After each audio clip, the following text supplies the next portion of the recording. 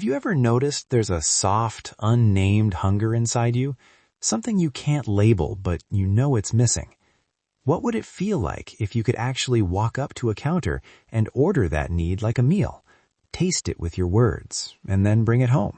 Welcome to The Healing Pen, a podcast about the power of creative writing to help you process stress, reconnect with yourself, and write your way through burnout. I'm Corey Jonke, leadership coach, pharmacist, and someone who believes that sometimes the words we put on the page can help us heal the parts of ourselves we've been too busy to hear.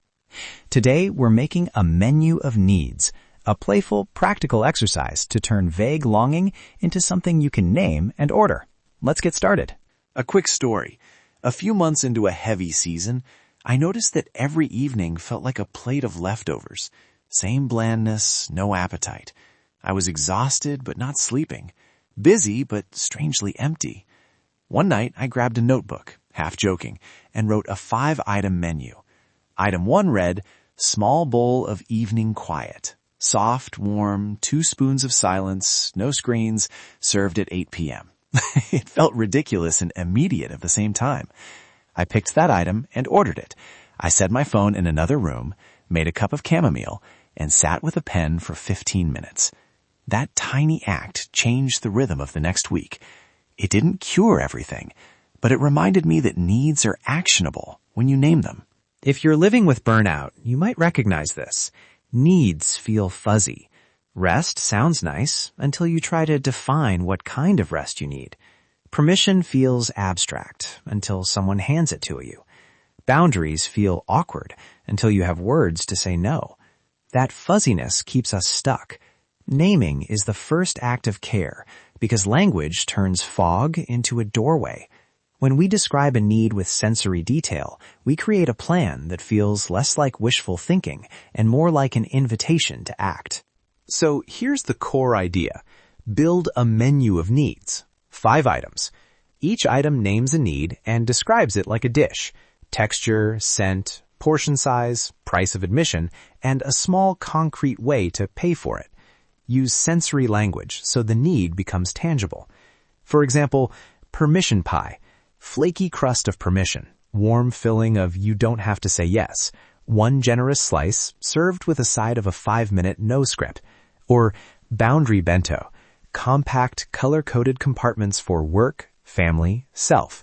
Includes a tiny sticky note checklist to show what must stay out. The goal is not poetic perfection. The goal is clarity. Give a need a shape and a small action that makes it real. A quick translation guide.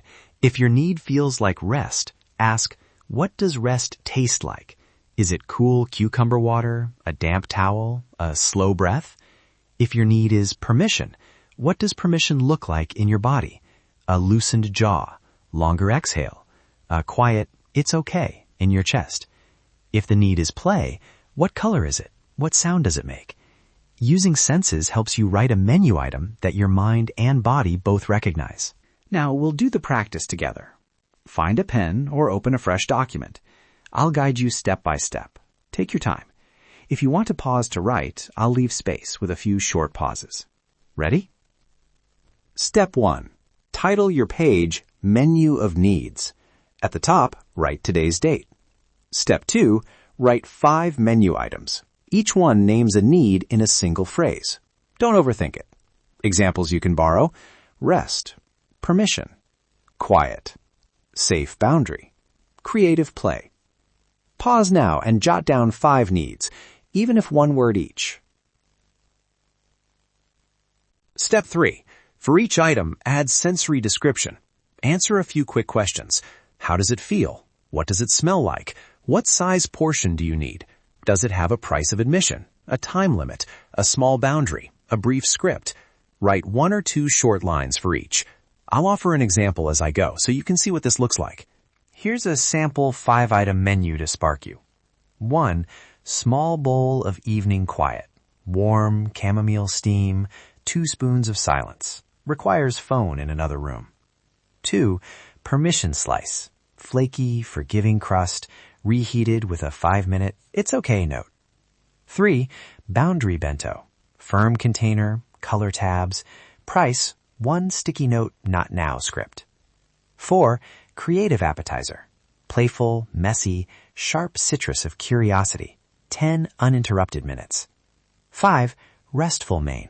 Heavy blanket, low light, 20 minutes of eyes closed breathing. Let those descriptions be loose. Step 4. Choose one menu item to order right now. Not all 5, just one. Which one feels both possible and useful?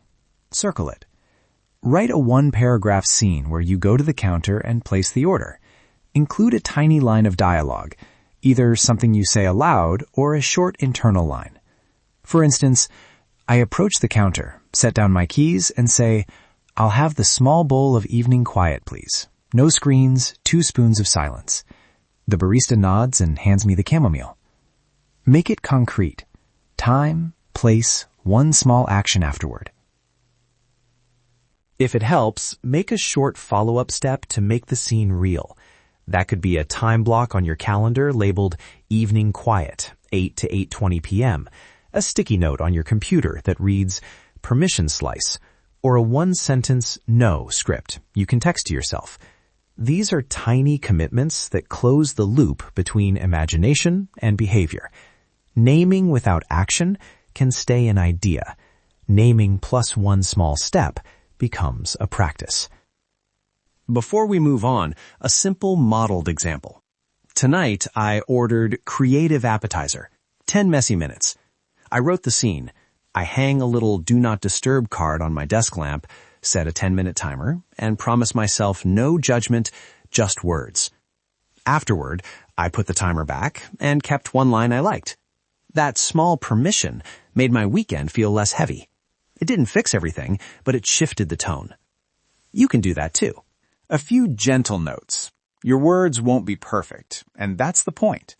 The menu of needs is a working list, not a sacred menu. Tweak it weekly. Cross items out, add new specials. Reduce the portion size if that feels more doable. And importantly, pair your menu item with a single tiny follow-up, a time block, a script, or a visual reminder. That small action helps the menu lead to change, not just good feelings. If this practice feels too playful at first, remember, play is a kind of permission. Turning needs into tangible language is courageous because it asks you to see and speak what you usually ignore. Treat this like a mini experiment. Try it once, notice what shifts, then try again. Over time, your menu will become a portable map back to yourself. If you'd like a printable menu of needs template, a small guide to the practice, and a few example scripts you can borrow, visit thehealingpen.com or head to CoreyJonkey.com. Download the template, try the 5-item list, and pick one tangible step to actually do before the day ends. If today's practice gave you something, consider subscribing, sharing with a friend who might need it, or leaving a review so others can find this work. Thanks for spending this time with me on The Healing Pen. Before you go, here's your reminder. You do not have to have everything figured out to begin healing. Sometimes clarity comes after the writing, not before it. If you want a better life, you have to write yourself a better story. Until next time, take a breath, pick up the pen, and trust that even a few honest words can begin to change the story. I'll see you next time on The Healing Pen.